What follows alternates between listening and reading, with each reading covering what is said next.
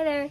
So today I'm going to be out here doing just a couple of garden maintenance things really. I really need to cut back the blooms on my Brunnera. So the Brunnera, it blooms in the springtime and it's all done blooming, and when you cut it back it really encourages like the rest of the leaves to just kind of broaden up and get bigger and more beautiful. So that's what I'm gonna do. I might try to bring Max out here with me. He's been wanting to come outside a little bit more, and I'm trying to get a little bit more brave, so we might try to put him on the harness and see how he'll do. And then, you think you want to come out, buddy? Yeah, we'll bring you out. And then the other thing I want to do is fix my Hakonechloa grass. So I've got some Hakonechloa all gold grass on the other side of my house, and this year it just didn't come back properly like it does every other year, and I already know what I did wrong. Well, I think I know what I did wrong. So we're gonna fix that grass up, but let me see if I can get Max harnessed up so he can come out, hang out with us, and then we will get to cutting back that Brunnera. I'm gonna see if I can start training Max to come out here on this harness.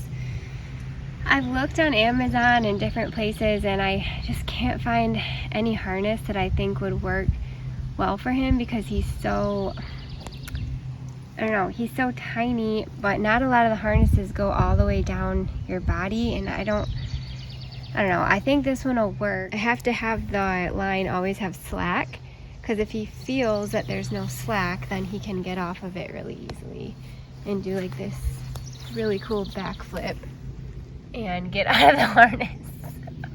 But he, like that, he kind of like backs up like that, like he just did, and then he'll like backflip right out of it. So if I keep the string, you know, if I have a long enough line and keep it with a good amount of slack, then he can't get off of it. So we'll see how it goes.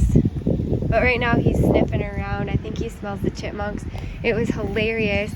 A chipmunk came around the corner and he was like sitting on that rock just watching Max. What do you think, bud? Mr. Boy?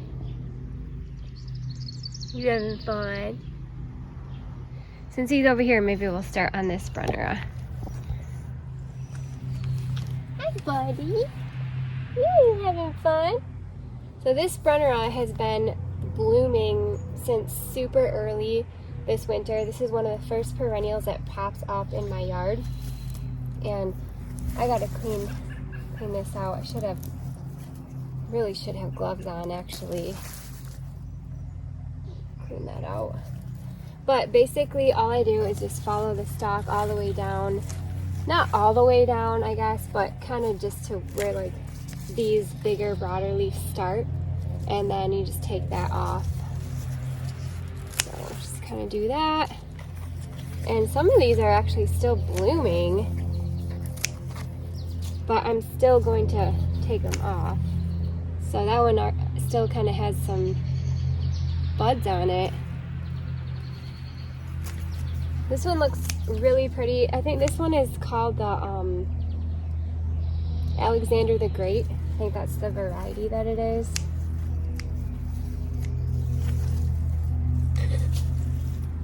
Don't go too far, bud.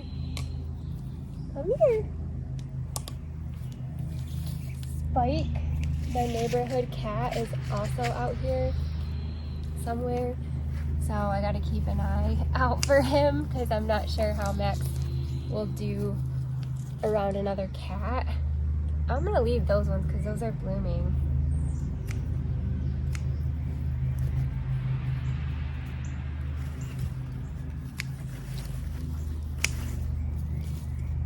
What do you think, bud?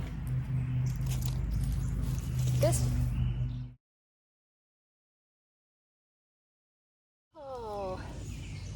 Alright, I had to go catch Max, so I was like, I'm still kind of shaking a little bit because I thought I lost him forever.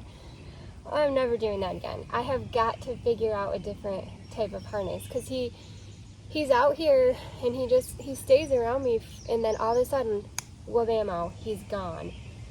So anyway, I'm actually going to leave some of these, because some of these haven't even opened up and bloomed yet, which is pretty interesting. Anyway, I got kind of warm because I was chasing him around, so I changed my clothes. But I'm gonna probably leave this one actually for a little bit longer. I mean, some of the blooms, I see some of the blooms are all done. Some of them still have buds, so that's kind of cool. Yeah. Let's get these ones down here. Like that. Okay, let's move on to the Queen of Hearts. All right, let's go down the way here to, this is a Queen of Hearts. Some of the ones down at the bottom. But, I mean, you can still see. I'm gonna cut that off.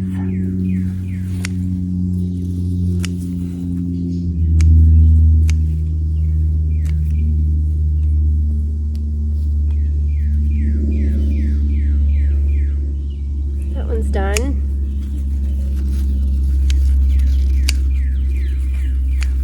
All right, now these ones are just looking like they're starting to brown up anyway. See that? How all along here it's starting to brown up a little bit. I'm just gonna cut these back pretty good because they're all kind of like that. And these ones get a little bit more sun. This is the same kind as that one over there, Queen of Hearts. Kind of going down pretty much where the canopy of the regular leaves start, the broadleaves. That one does have a tiny bud on it, but it's not huge.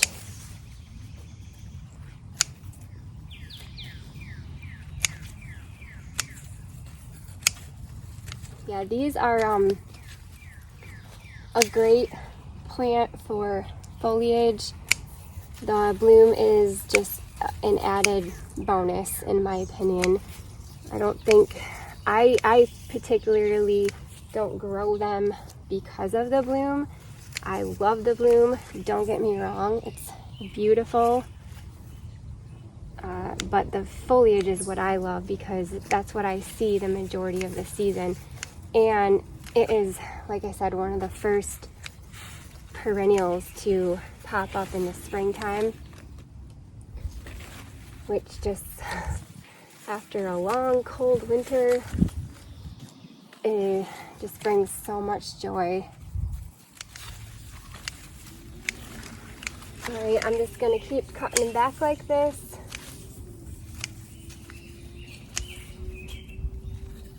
And I'll show you when we're done.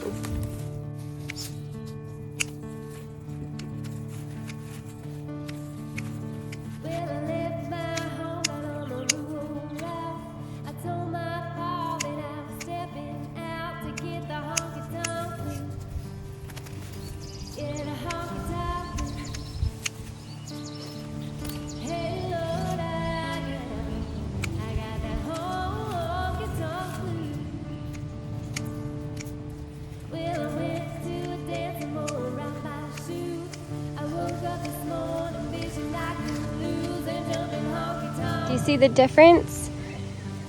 These ones have been cut back, and I got to get in here and clean up these weeds and mulch and things, and these ones need cut back. You can see all the little wispy old blooms on there, and these ones look nice and cleaned up.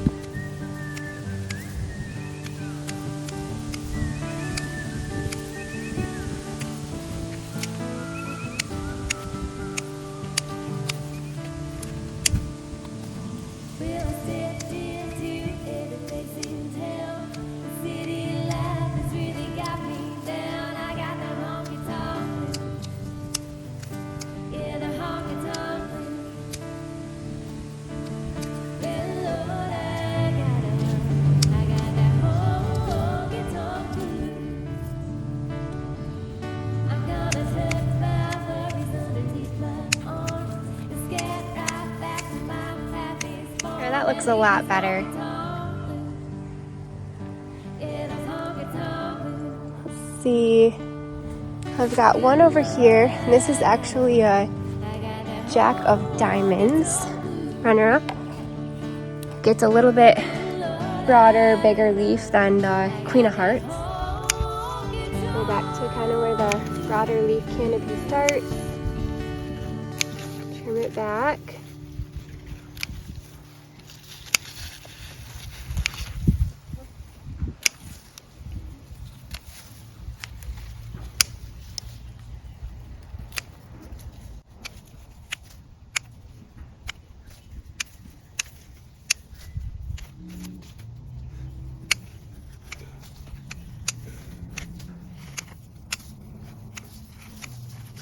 Down here in Raccoon Alley, the raccoon has been making an appearance. We are gonna cut this Brunnera off down here. Now this is a Jack Frost, so I've got Jack Frost on this side, and then I have a Jack of Diamonds right there, and you can kind of see the difference in leaves. So this one is a much bigger leaf size. You can see it's kind of covering my whole entire hand there. And then this is a Jack Frost. So it's significantly bigger, the Jack of Diamonds, but we'll give this a little trim as well. This one I actually was thinking about moving just because I don't like how it's like intruding on this stained glass hosta. It looks pretty, but I like to see space between a lot of my plants because I already have like a critter issue. Got bunnies and chipmunks, squirrels, raccoons, all kinds of different things that like to run around the garden. So I like to see space in between. I even have like snakes from time to time. So I feel like when plants are touching like this, sometimes I don't mind it, but if I can help it, I would rather have them not touch as much just because, I don't know, then I can see what's going on in between all the plants. Also, light and air is a perfect recipe to prevent disease as well. Disease or bugs or anything like that. The more they're like touching and intruding on each other, the less air gets in there, the less light, and the more chance the plant has to, you know, attract bugs or get some sort of a disease or whatever.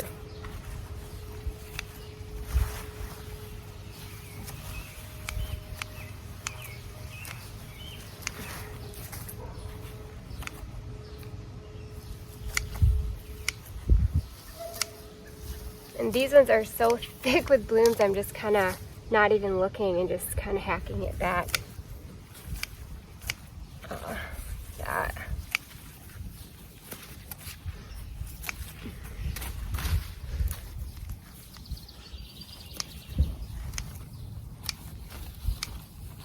These ones I've had the longest.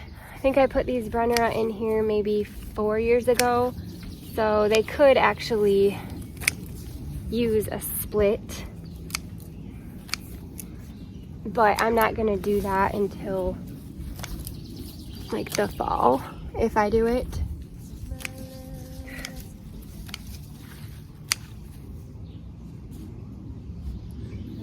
We'll see how long this movie is, but I was thinking about keeping it in real time so that you can see how long it actually takes me.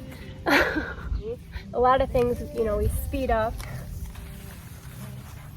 so you don't have to watch every little single detail, but sometimes I think it's nice to see how long something actually takes you, because it can encourage you, like, oh, that only took you like, you know, 20 minutes. Well, I've got 20 minutes to get out there and, you know, cut back my Brunnera. There, that's it. And that is the after. Now we'll just move over to this Jack of Diamonds, and you can see some of them are still blooming. So I'll leave those on there.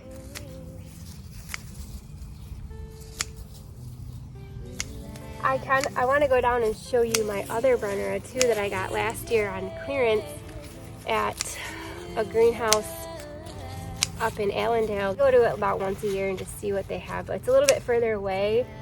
But I found this Brunnera last year for $2 a piece at the end of the season, and it's overplanted in my dump bed over there. Oh shoot, did I cut off a bloom? We'll leave that one. And I'm trying to decide if I want to leave that or not. I'll just cut it off. Anyway, I have a Brunnera over in my dump bed that is really cool. It's the most different leaf from all of these. I got a Jack Frost, Jack of Diamonds, Queen of Hearts, Alexander the Great, and then this silver one. And the leaf on this silver one that I have in my dump bed is completely different than all those other ones. We'll go down here,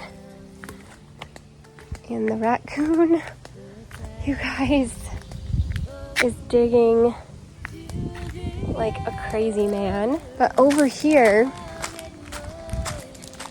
I've got a couple different kinds, and I hope I have a tag in here.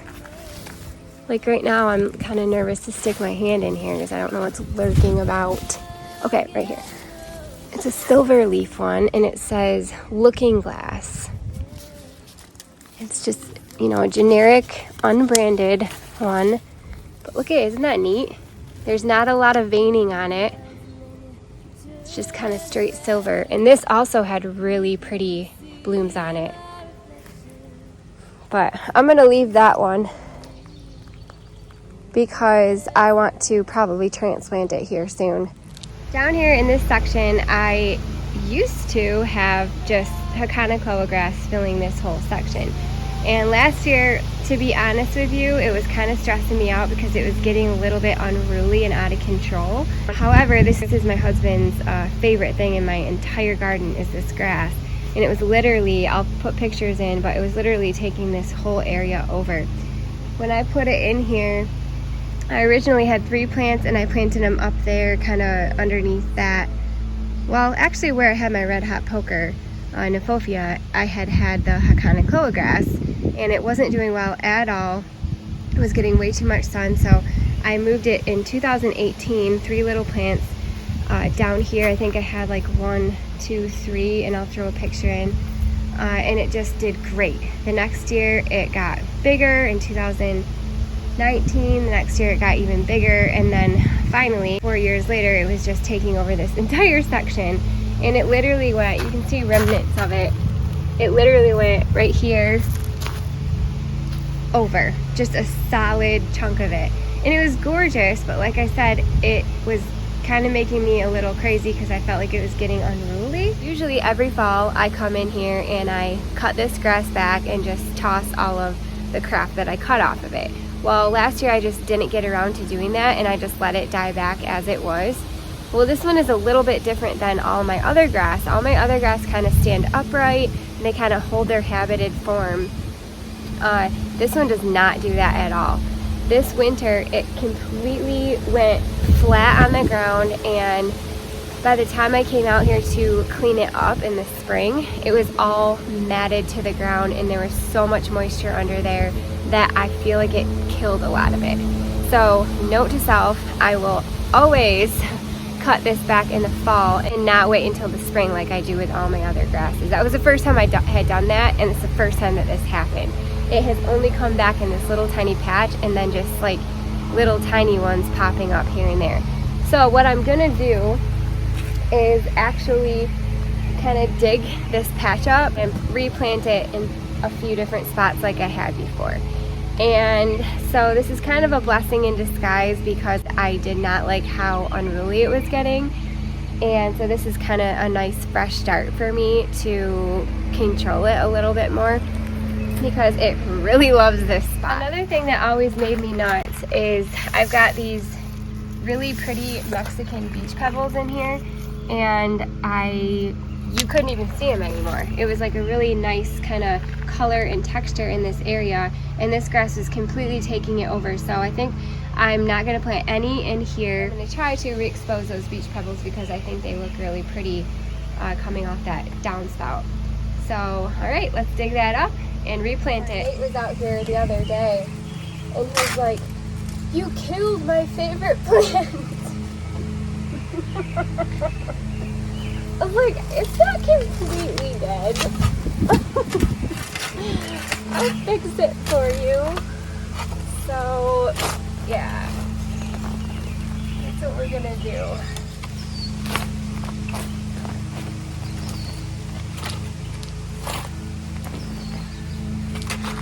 I'm glad some of it survived.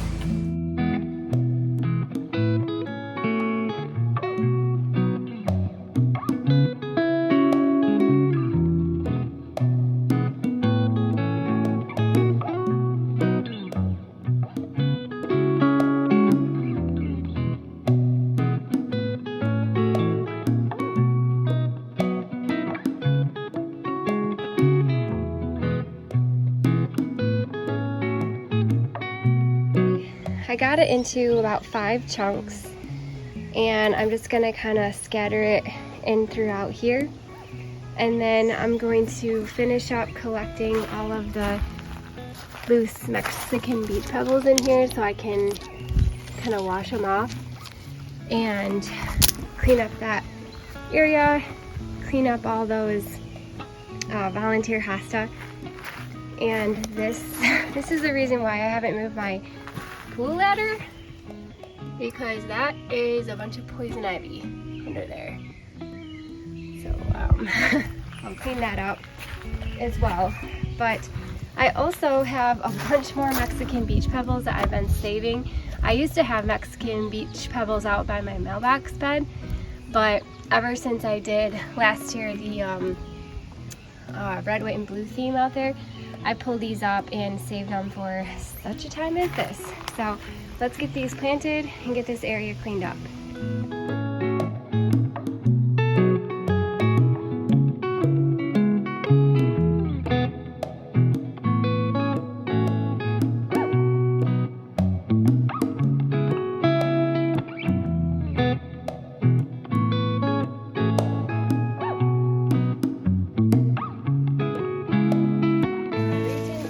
Try to get the whole entire root.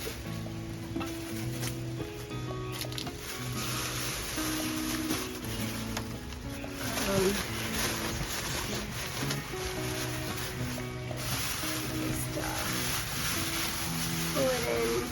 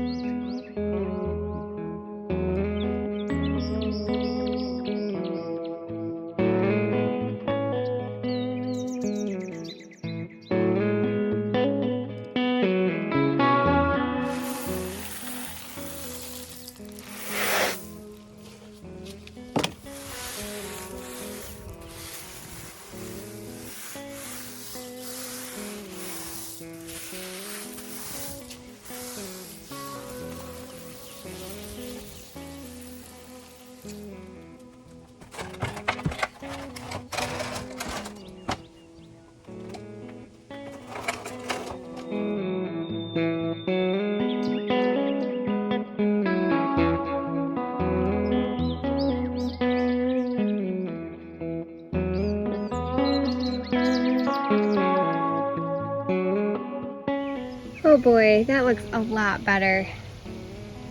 I ended up throwing some Impatiens in there just to give it some time to fill in. I thought those would kind of look pretty, just kind of weaved in and out of that Hakonechloa grass.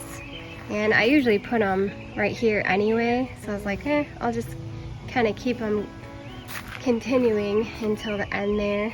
So this yellow extension cord is for our pool. We still have to run electrical to the pool, so we have that cord out here right now, but I think it looks a lot better, and hopefully that grass will just kind of grow in and my husband will love it. I cleaned up the Mexican beach pebbles, and I still have to get mulch on here, so that will be nice once we get mulch on here, but looks a lot better than it did, that's for sure.